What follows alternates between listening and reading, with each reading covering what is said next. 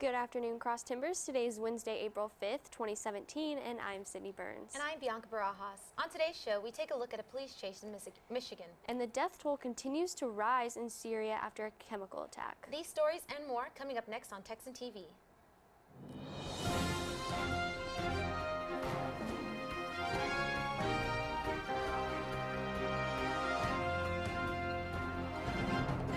In campus news, if you heard a siren this morning and continue to, don't be alarmed. Stephenville Police Department issued a tweet that Tarleton State University will be testing and performing maintenance on the emergency sirens today, on and off throughout the day. And in other campus news, the school's second service day is tomorrow, where students at Tarleton State address community needs. There are more than 100 service opportunities, and last year 3,600 students volunteered. So don't forget to go out and support your local community. In local news, 69-year-old former Somerville County resident William Sam Crum was sentenced to 15 years in prison last Thursday after being convicted in district court in Granbury of aggravated assault with a deadly weapon. In a YouTube video that went viral, Crum was seen driving a car and swerving to the left, striking a motorcycle that was attempting to pass him on a tin-top highway northwest of Granbury on October 17, 2015. The two on the motorcycle survived, but did sustain some serious injuries. The driver, Granbury resident Eric Sanders, was able to get up on his own and walk with a limp immediately after the incident. However, Sanders' girlfriend, Deborah Simpson, suffered more serious injuries and had to undergo multiple surgeries and endured a lengthy hospital stay. The incident and Crum's reaction was recorded on a GoPro camera mounted on a motorcycle driven by their friend Brian Fisher, who was trailing Sanders and Simpson. Crum first was heard saying to Fisher, "I don't care," and proceeded to say that the motorcycle had been trying to pass him in a no-passing zone. Crum then claimed to Fisher that he had swerved because he had been stung by a wasp. Crum will be eligible for parole after serving half of his sentence. And now today's Texas, national, and international news from the Associated Press. Police are still looking for a suspect following a shooting incident late Monday night. The alleged suspect and victims were standing on a balcony of a Lubbock motel when the gunfire happened. No motive has yet been made clear, but authorities say the suspect left a bar and then got into a verbal altercation with the victim shortly before shots were fired. 7 people in total have been injured and 6 remain hospitalized with non-life-threatening injuries. In national news, a female suspect was taken into custody after a police chase through Detroit and Hamtramck, Michigan Tuesday morning. The AP reports that Detroit police began to follow the woman in a Ford van following a 911 call regarding a possible kidnapping. When police got to the scene, they saw the van take off and began to follow it. The local station says the woman drove through apartment parking lots and residential areas before eventually stopping, surrounded by police cars. The suspect got out of the car and attempted to run before being taken into custody.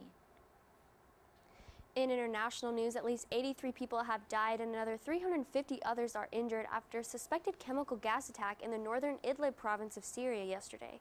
The Trump administration blamed the Syrian government for the attack, which is one of the deadliest in years. Witnesses said the attack was carried out by Sukhoi jets operated under the Russian and Syrian governments.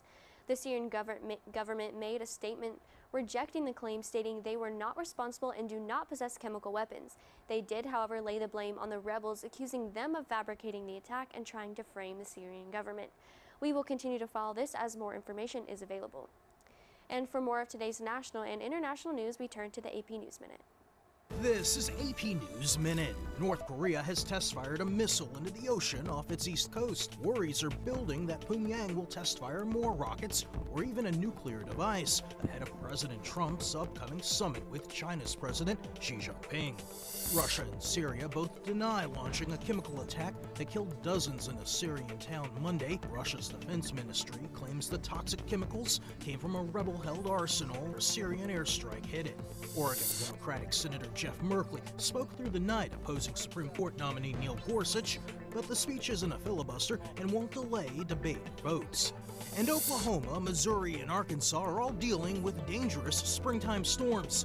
A possible tornado damaged a school and a fire station in southwest Missouri. The Oklahoma Panhandle could get 7 inches of snow. Matt Small, The Associated Press, with AP News Minute. And now for today's sports report, we send it over to Danny Hernandez. Anchors, Charlton baseball gets back to a winning streak with an 8-3 win over Angelo State. They led that series 2, but the same can be said for Texans softball. The Texans lost to Angelo State 9-2 this past weekend. Softball's headed out Friday for a triple-header against Texas Women's University in Denton. They have their first game at 6 p.m. on Friday with 2 games at 1 and 3 on Saturday. The Texans are having a quad header at Eastern New Mexico State with their first game on Friday at 8 p.m., following 2 games at 2 and at 4 p.m. on Saturday. The track team just finished the Texas relays and are now headed out to Angelo State for another meet. Well, that's all for this week's look at Tarleton Sports. Back to you, anchors. Thanks, Danny. Today's weather report is brought to you by weather.com. It is currently 62 degrees here in Stevensville, Texas, with partly cloudy skies, and the high today will reach the low 70s with winds at 15 to 25 miles per hour.